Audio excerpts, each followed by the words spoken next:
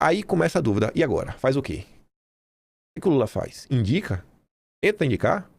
Aí começa o bate-cabeça. Aliados de Lula defendem que ele não indique novo nome ao Supremo neste ano.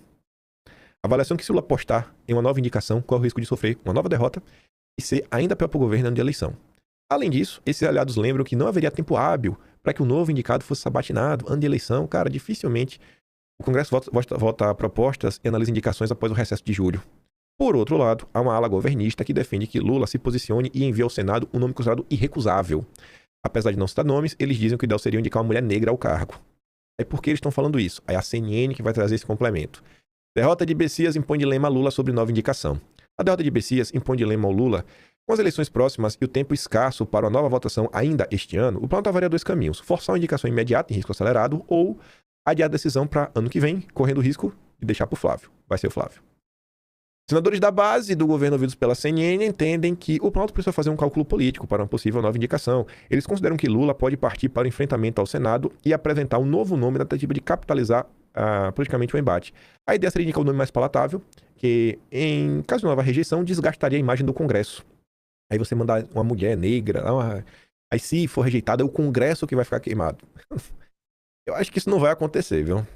Eu acho que isso não vai acontecer. Quando eu falo, o Lula mandou mais um lacrador, mais uma pessoa, sabe, que não está apta a adentrar o Supremo. A outra alternativa é deixar o próximo governo. Vai ser o Flávio.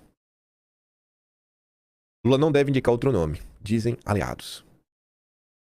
Lula já teria afirmado a pessoas próximas que se o Messias não passasse, ele não ia indicar outro.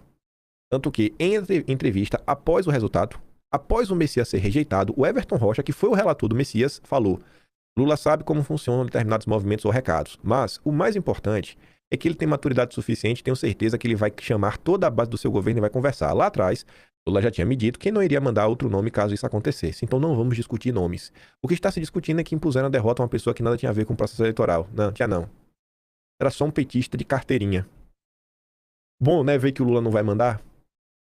Indicação só em 27 pode levar a família Bolsonaro a nomear a maioria do Supremo e mudar a correlação de forças na corte. E se você parar pra pensar, e se sua cabeça estiver martelando, eu tô olhando pra tela só pra disfarçar um pouco, até agora nós não falamos de Eduardo Bolsonaro e do Dominó. É hora de falar dele, né? Tá vendo passando no Twitter? Eu me deparei com um comentário do Rafael Marques. Obrigado, Rafael Marques. Obrigado de verdade. Ele falou assim: Kim, você tá ligado que o dia de hoje só está ocorrendo graças a Magnitsky, que levou a renúncia de Barroso, né? Eu falei: minha nossa, eu não tinha pensado nisso. Gente, o Messias só foi indicado porque o Barroso se aposentou. E o Barroso só se aposentou porque Eduardo Nantes Bolsonaro sacrificou seu mandato, sua vida no Brasil, correndo o risco de nunca mais ver o pai dele vivo pra lutar por nós. Eu falei: caraca, bicho. Óbvio que o Paulo Figueiredo também ajudou, outras pessoas já ajudaram, mas eu fiquei naquela, né? Falei: cara, velho, que viagem, viu? Como é que eu esqueci disso? Aí depois ele fala, né? Nem Paulo Figueiredo nem Eduardo Bolsonaro não se vangloriando como fez o Bezerro. Aí fui ver os comentários que o Rafael Marques recebeu. Rafael, esses dois não conseguiram nada. Tirou o Bessias foi ao Colombre. Eduardo e Paulo não tiveram literalmente papel nenhum nisso. Consegue perceber o ódio da turma do Nicolas? É inegável que a vaga só foi aberta por conta de Eduardo. Do Paulo. Já a dona Lane diz: é verdade, não estava lembrando disso e tudo começou com o Eduardo Paulo Figueiredo com a Magnitsky, bicho. Aí você vê a tia do Zap, Vanessa, no Alfa, a Selena também, Jorginho também, aí vem. Imagina se a apoiadora do Nicolas ou não. Sempre um besta puxando o saco do Eduardo, aí ele tem que levar o mérito de alguma coisa. Aí, esse tweet do Rafael Marques me deu uma ideia de um meme que eu pedi pro Mafinha. Eu falei: Mafinha, tu que é bom de... tu que tem que fazer esse meme, Mafinha. Aí tá aqui, né? O dominó. Tudo começou assim, ó. Eduardo. O PT e o Supremo começam perseguindo Eduardo. Vamos até pegar aqui, ó. Canetinha. Aí fazem Eduardo se exilar. Eduardo exilado, começa a combater o regime. Eduardo aplica a Magnitsky. A Magnitsky faz o Barroso renunciar. A renúncia do Barroso faz Lula indicar o Bessias. O Bessias é rejeitado. E agora vai indicar nova cadeira do Supremo. E como bem diz a Globo, pode mudar a correlação de forças. Rapaz, velho. Obrigado, Eduardo Bolsonaro. Obrigado, Eduardo Bolsonaro. Eu nem tinha, assim, nem tinha não, né? Antes de começar, eu vi o Juliano Argola avisando que ele estaria ontem no Iron Talks. Aí eu comparei, eu falei, velho, pode assistir. Eu conheço, viu? Conheço aqui. O baiano tem, né? Como é? A ginga tem um doce, eu não sei o que é, né? É baiano, né, velho? Baiano é baiano. Esse aqui é a típica pessoa. Primeira vez que eu vi um recorte do Argolo. Primeira vez, eu falei, maluco é bom. Primeira vez, eu sou bom de jogar. Primeira vez. Bem diante desse cenário. Tanto é que eu acredito que essa rejeição histórica de Messias hoje na sabatina no Senado Federal é um atestado da força eleitoral e política de Flávio Bolsonaro. Ou vocês esqueceram que Jorge Messias ele é sancionado com sanção de vistos nos Estados Unidos. Sanção essa que foi conseguida através de Eduardo Bolsonaro. E Flávio Bolsonaro teve diversas vezes lá particular, até com o próprio Jim Jordan, que é presidente da CCJ da Câmara de Deputados dos Estados Unidos. O Barroso, ele saiu justamente a francesa, chorando, triste, porque ele estava com sanção de vistos. Ele perdeu a vida dele lá nos Estados Unidos, acabou com a vida dos filhos nos Estados Unidos.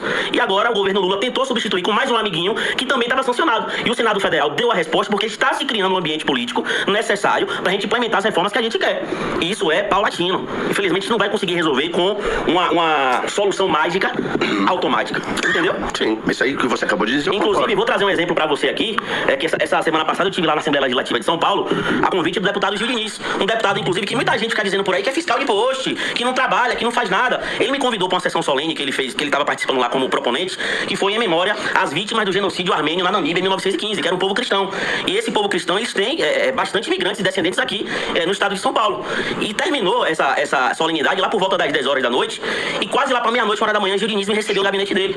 E uma das primeiras coisas que eu recebi lá da equipe dele de presente foi esse protótipo aqui, ó. Uma questão pedagógica aqui, ó. Isso aqui é um protótipo de um feto de 12 semanas. 12 semanas é isso aqui, ó. Tá vendo? Foi o que eles me deram pra eu poder fazer pedagogia com o povo lá na Bahia.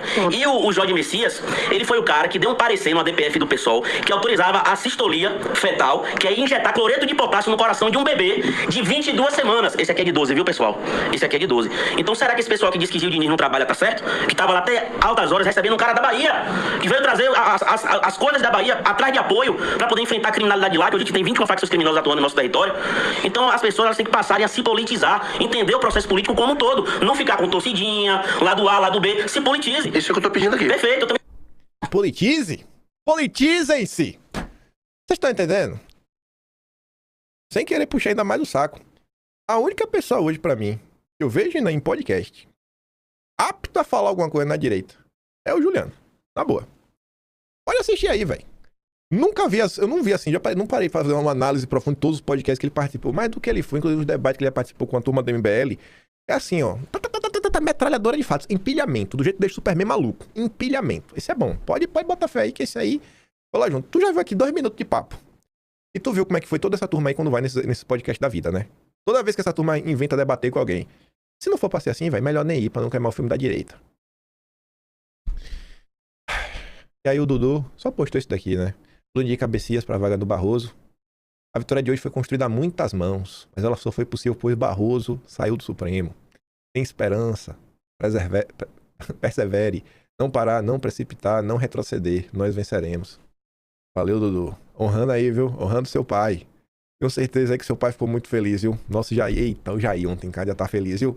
Ei, Jair, uma alegria aí pro senhor, viu?